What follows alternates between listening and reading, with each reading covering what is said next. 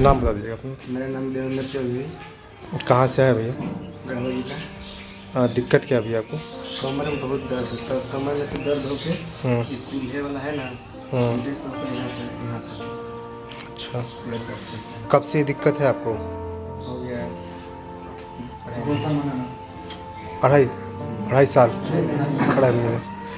कैसे हुआ था, मतलब फर्स्ट टाइम कब अनुभव हुआ था कि आपको यहाँ पेन हो गया है? हाँ बाहर गए तो धीरे धीरे दर्द हुआ। हाँ हम दर्द की गोलियाँ खाए हाँ तो आराम हुआ। गोलियाँ खाए थे हाँ। बैग हुआ तो पूरा दर्द कम हो गया। घरे आकर दिखवाए हॉस्पिटल में, दवाई दी, दवाई शुरू नहीं है। अच्छा, दर्द कैसा होता है, मतलब कि एकदम चटकता है कि मतलब फटने जैसा होता है, पूरा मुड़ने से कि उठने बैठने में बहुत दिक्कत होता है। मतलब जैसे उठते होंगे बैठते होंगे तो करंट जैसा लगता है का? पूरा करेंट जैसा लगता है, पूरा एकदम लेटे फट गया है। तो मतलब कभी ठीक हो जाता है कि हमेशा ही रहता है? नहीं ऐसे ही रहता है। हमेशा ही रहता है। डॉक्टर के पास नस का प्रॉब्लम बताया था। नस का प्रॉब्लम बताया था। कहाँ दिखवाए थे भैया? गढ़वा के रोगी हैं। ठीक। बैठने एकदम ढंग से सीखो, जूता भीतर भीतर वाला दर्द कर रहा है। अब नहीं दर्द करेगा। तो बैठे उठेगा तो 2-4 बार में जो घायल चीज होता है ना, 2-4 बार में अभ्यास होगा। तू तो ऐसा हो जाएगा ना कि कूदे लगेगा, बस टाइम लगता है कोई चीज में। अभी इलाज के बाद कैसा लग रहा है भैया आपको? बताओ इलाज करते समय कुछ ठीक नहीं हुआ।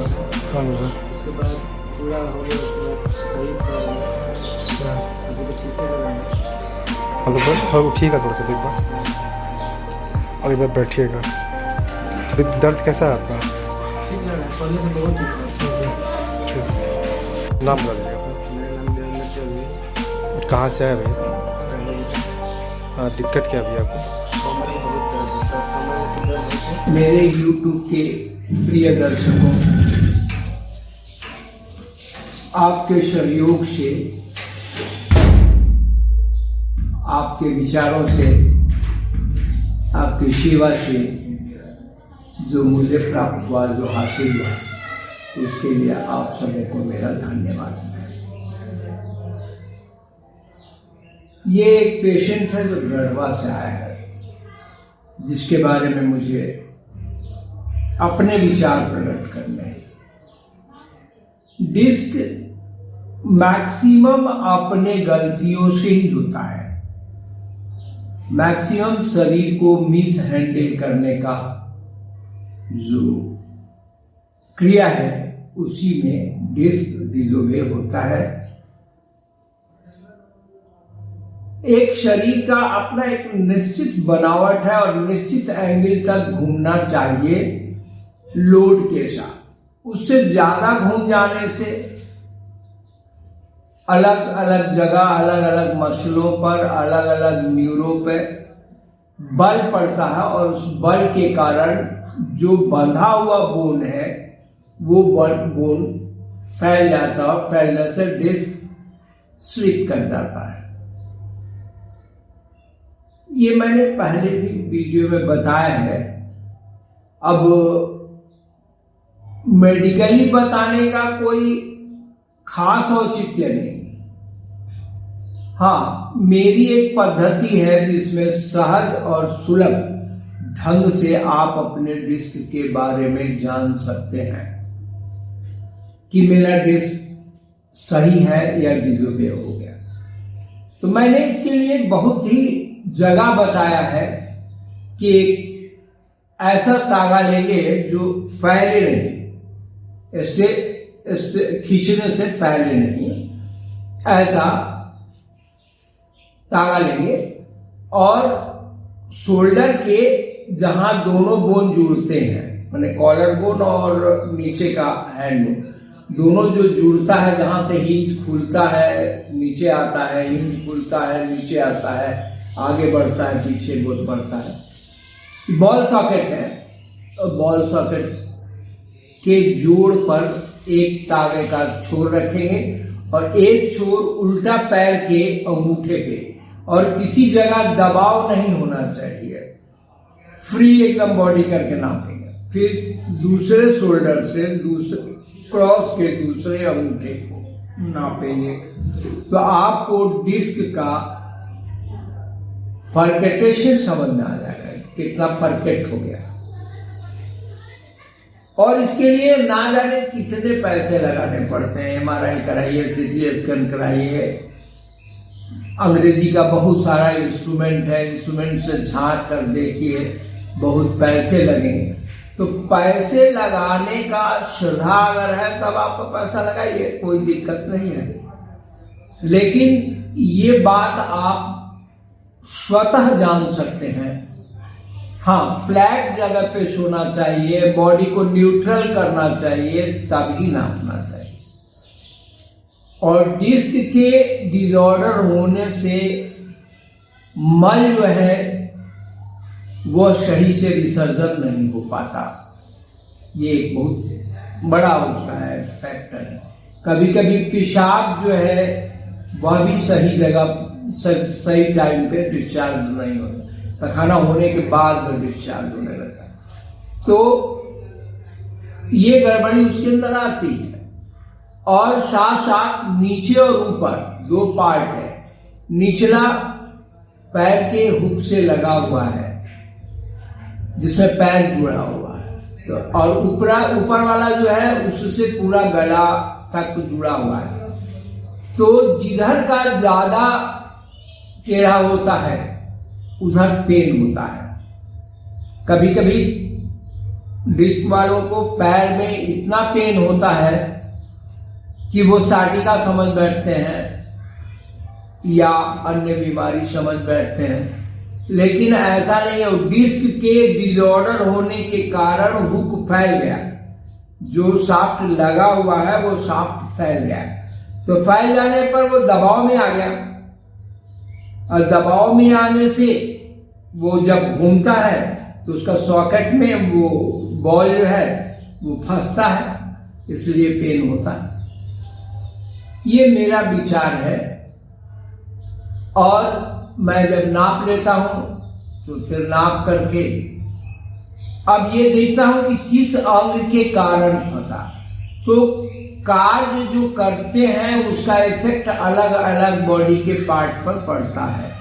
तो उस पार्ट के टेढ़ा होने के कारण दूसरा पार्ट टेढ़ा हो गया, तो ये हम उसमें पूरा जज करते हैं। और जज करने के बाद पहले हम जो पहला फंसा हुआ अंग है उसको निकालना जरूरी है।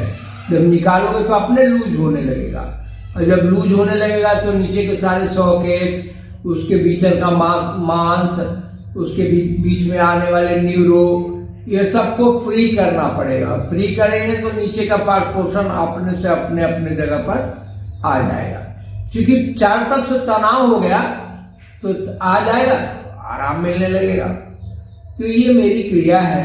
ये बालक को पता नहीं कि कितना दिन से है, ये बात बताया सो हमको लगा कि उस समय से दुगुना टाइम है, दुगुना टाइम पहले वो लोड वोड के मामले में फंसा था, और उसके चलते उसका कमर में हल्का हल्का पेन होता था। जब सीधा करता था तब दर्द होता था, चूंकि पीछे का फेंक दिया तो जब सीधा होता था तो नीचे वाले को दबाना शुरू कर देता था, इसी से उसके पैर में भी दिक्कत था। चूंकि निचला भाग में ही उसको ज्यादा था, ऊपर वाले भाग में कम था। फिर भी मैंने ऊपर वाले भाग को जो कम था उसको पहले लाइन किया। वो लाइन करने के बाद में वो मिडिल तक तो आ गया। मिडिल तक आने के बाद दोनों जो सरक गया उन दोनों को सीधा किया। जब सीधा किया तो ये बोला कि बहुत ही आराम मिला। आज के दिन मुझे लगा कि मैं पूर्ववत हूँ। हम बोले पूर्ववत अभी नहीं है, इसके लिए टाइम लगेगा। तो मैंने उसको ये बात बताई, फिर नाप के उसको दिखाया कि क्रॉस जो है तुम्हारा अब 0 है। हाँ, मांस में से एयर निकल गया, पानी निकल गया, अब उसमें फिर से वाटरिंग होगा, फिर एयर का प्रेशर बनेगा, नेचुरल वे में आएगा, तब जाके आप पूर्ण सक्षम हो जाओगे। अभी मैंने डिस्क फ्री किया, मांसल और न्यूरो दोनों फ्री करने में टाइम लगेगा। और जब वो सेटल हो जाएगा तो ईजी हो जाएगा। ये मेरा कहना था, ये मेरा वक्तव्य था। और ये बालक बहुत खुश हुआ, बोल रहा है कि 1 साल पहले से मैं प्रयास कर रहा था लेकिन आपके पास नहीं आ पाया। अरे भाई नहीं आ पाया, ये तेरे नसीब का दोष है। तुम्हारे अंदर कई तरह की बात होगी, अविश्वास होगा, लोग से रिपोर्ट लेना चाहते होगे, आर्थिक व्यवस्था होगा, पारिवारिक सामंजस्य में से तुम निकल पाते हो, नहीं निकल पाते हो, तुम्हारे पास टाइम मिल पाता है नहीं, तो बहुत तरह की समस्याएं रही होगी। वो उस सब समस्याओं में वही जान पाएगा, उस बातों को हम नहीं बता पाएंगे। लेकिन बीमारी के बारे में जो था, बोला कि आज सबसे अच्छा बात ये लगा कि जो पानी पिया वो पानी हमारे नाल में गया, और ये नाल में जाना बहुत ही अच्छा लगा।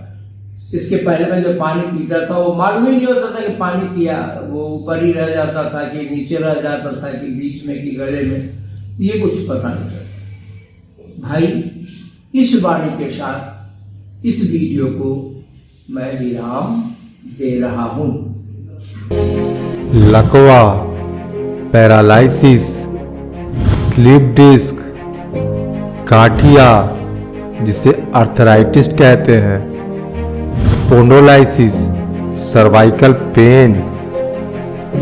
आपको ये रोग है तो आज के समय में जब हम दवा खाते हैं तो कुछ पल के लिए ये दवा हमारे शरीर में आराम हमें देता है, पर इन दवाइयों के भी साइड इफ़ेक्ट बनते हैं।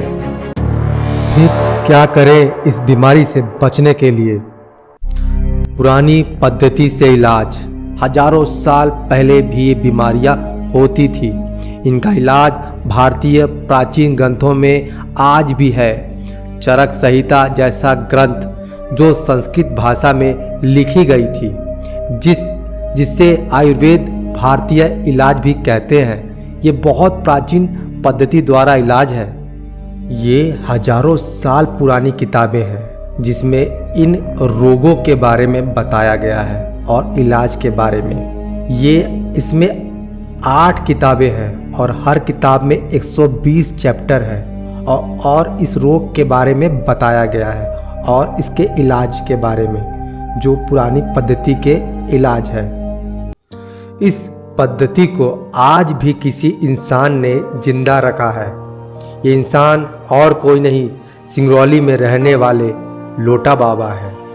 बचपन में जब बाबा जी की माँ को बीमारियाँ हुई, उस समय बाबा जी पर घर की जिम्मेदारी थी।